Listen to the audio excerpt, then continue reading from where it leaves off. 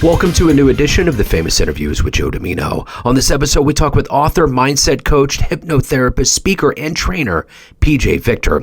Raised in Naples, Florida, PJ started acting, modeling, singing, writing, and speaking on stage at a very young age, starting with commercials and plays in elementary school. After experiencing her first yoga class over 20 years ago at a shelter for abused women and children, PJ vowed to give back by becoming a certified yoga teacher so she could volunteer to help others to learn how to have peace within using their own breath. She is on a mission to spread smiles and the peace. Enjoy her story. Excellent. Well, I'm in Kansas City, Missouri, in the middle of the map. It's great to meet you. And before we get into your life as an author and a coach and a speaker and a trainer, I want to know, first and foremost, we're on the 4-year anniversary of this pandemic.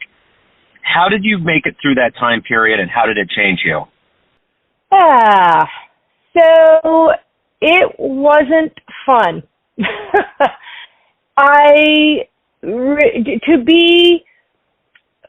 do I put it gently? To be stuck physically in a toxic environment where you just couldn't do anything about it,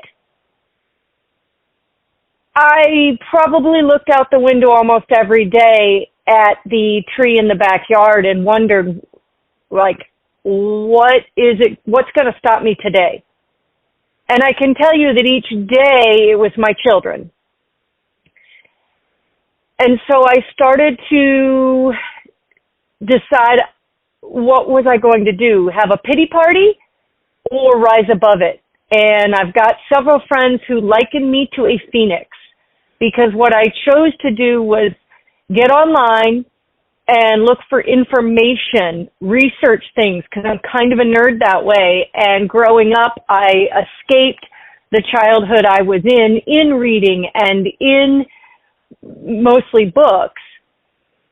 So I started online looking for different classes I could take, different educational opportunities, and they were all on sale because everybody was switching to online formats.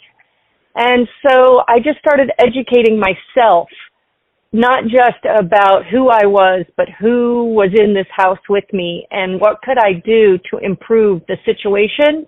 And if I couldn't improve the situation, how could I improve myself?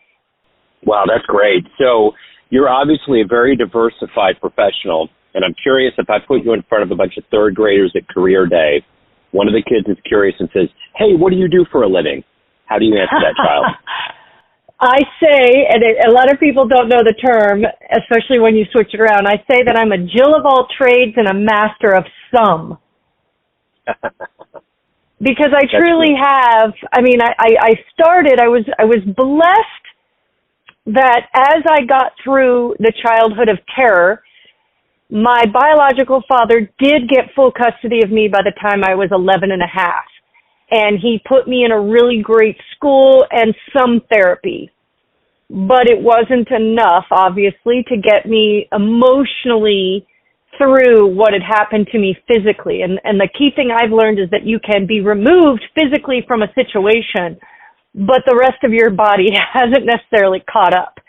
And so I have, over the course of my life, been able to go to college, and I knew I wanted to be a writer.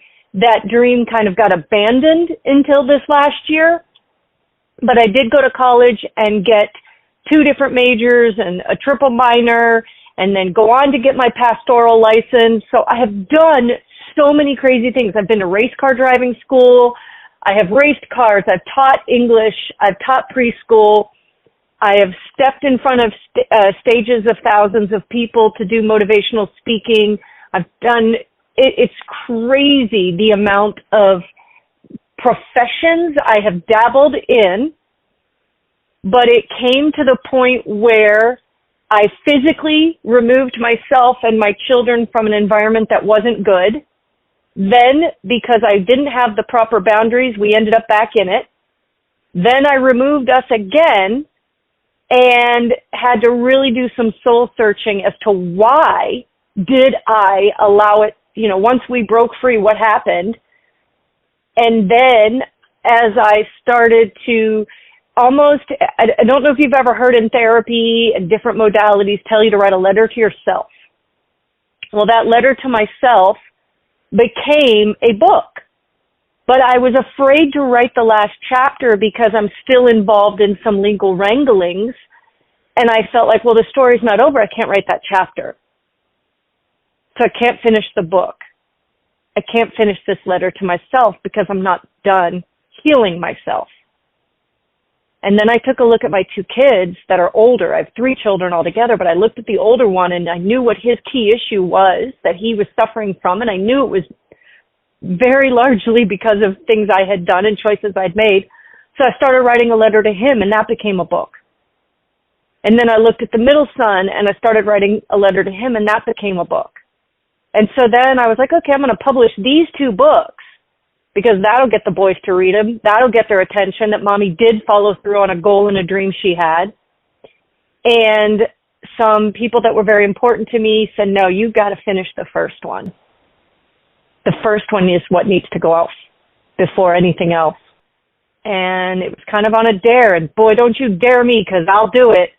And in less than 24 hours, I finished the book, and literally 4.5 days later, it was published as an ebook, and then it became a print book. And so now I'm sitting on planes, and it's really wild to me because this is the beginning of March that the book came out in print. And then I still have to fly back and forth to a different state for my youngest to visit his dad. And I've ended up sitting on planes. And I've always had, I don't know if you are familiar with this, maybe you're like this, maybe you know people like this, but I have this personality and this smile that never stops. Because back when I had a closed brain injury and that was part of a car accident, I told God, get me through this and I will make one person smile every day. And so I just don't stop smiling, even when things are not the brightest. And so people start talking to you. Strangers talk to you everywhere. So I started talking about this book and how proud I was of myself, even though I knew I was bragging, and I apologized for not being very humble.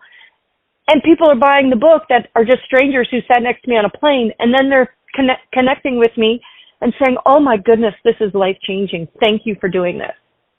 Thank you for making it so I see myself instead of it just being about you. And that is a key thing I did in this book.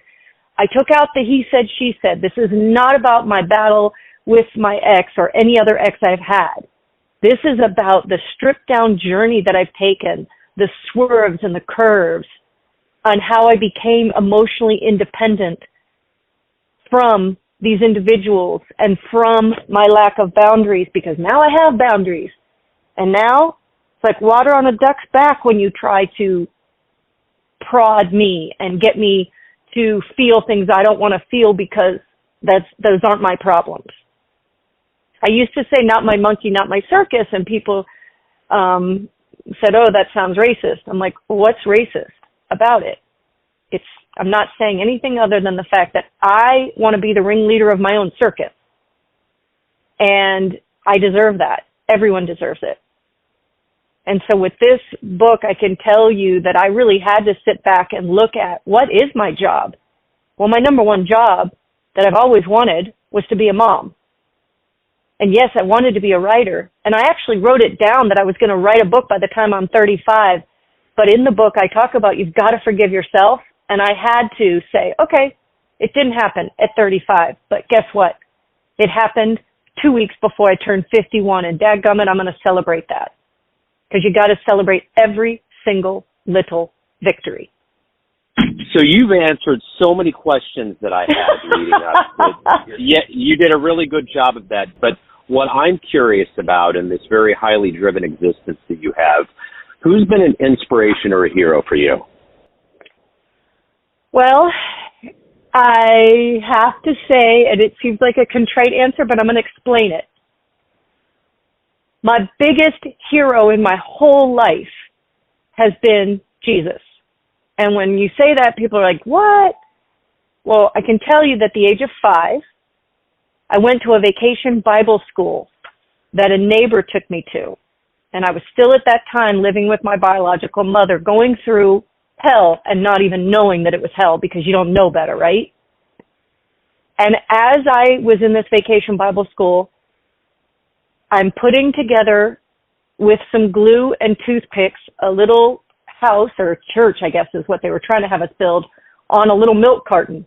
And I looked up and I saw a picture, and I told the lady that was teaching my vacation Bible school class, I said, "Oh, I know that man." And she said, "You do? Of course, everyone does. That's Jesus." I said, "Oh, I don't know his name, but he's the one that sits in the corner and cries when the bad men are hurting me."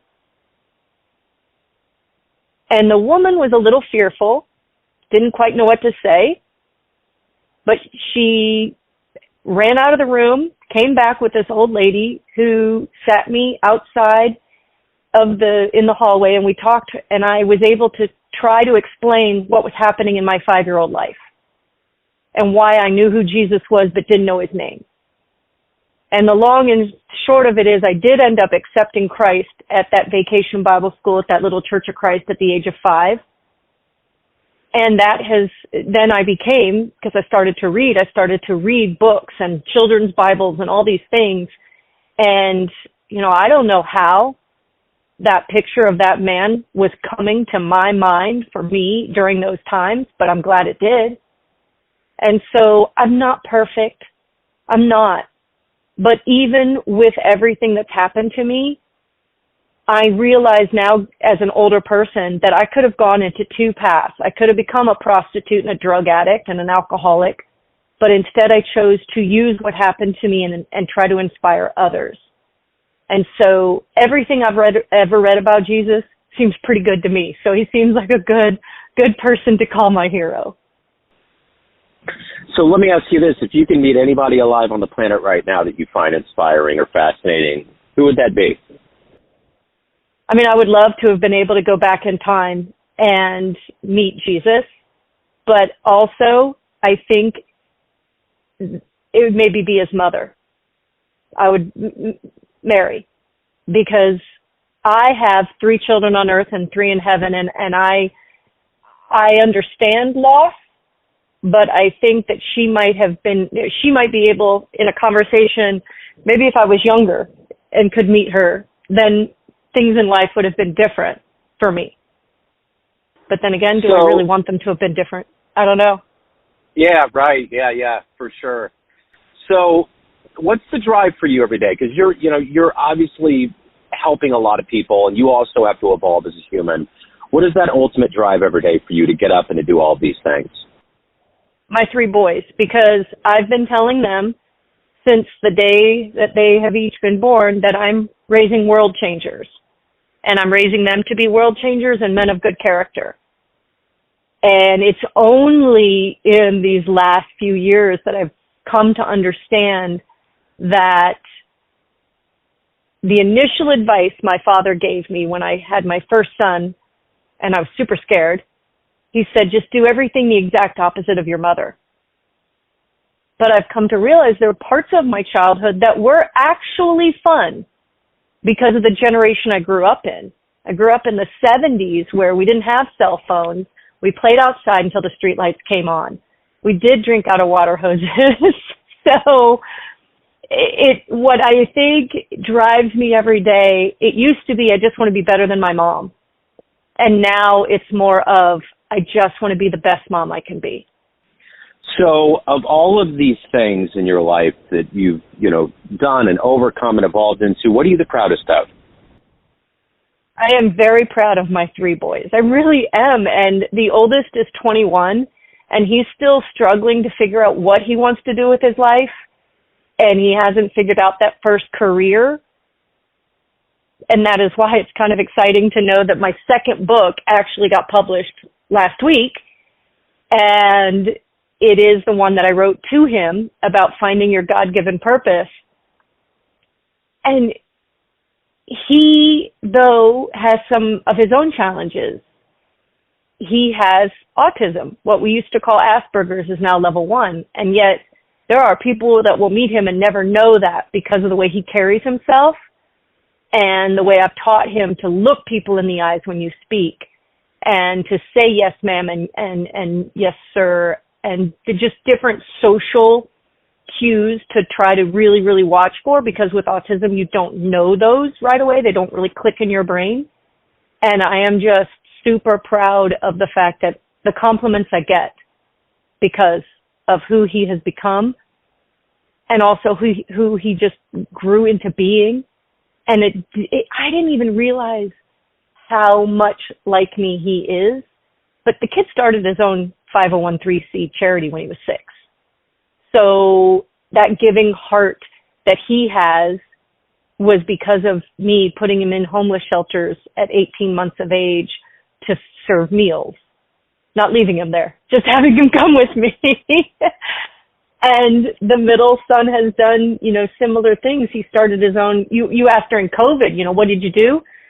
My middle son started a nonprofit dropship coffee company to help feed children worldwide in the middle of COVID because everybody was stuck at home shopping online. The youngest just makes people smile. He's 5. We don't know what he's going to do yet with his life, but it's just this idea that I got these 3 little reflections of me that are constantly making people laugh and smile. And really and truthfully, if the Lord called me home today, I'd know that I've done my job. So at the end of the day, everyone has a perception of you, family, friends, all of your readers, clients, but you run the show. What's your perception of you? Who do you think you are? I like to agree with one of my best friends who says I'm the good kind of crazy. She's like, you're crazy, but you're the good kind of crazy. And I think that just comes from the fact that I do off-the-wall activities sometimes. As a single mom, I don't think you're supposed to go race cars. Now, I haven't been doing that as much in the last 5 years, but it's just finding joy in little things that some people might think are just a little crazy.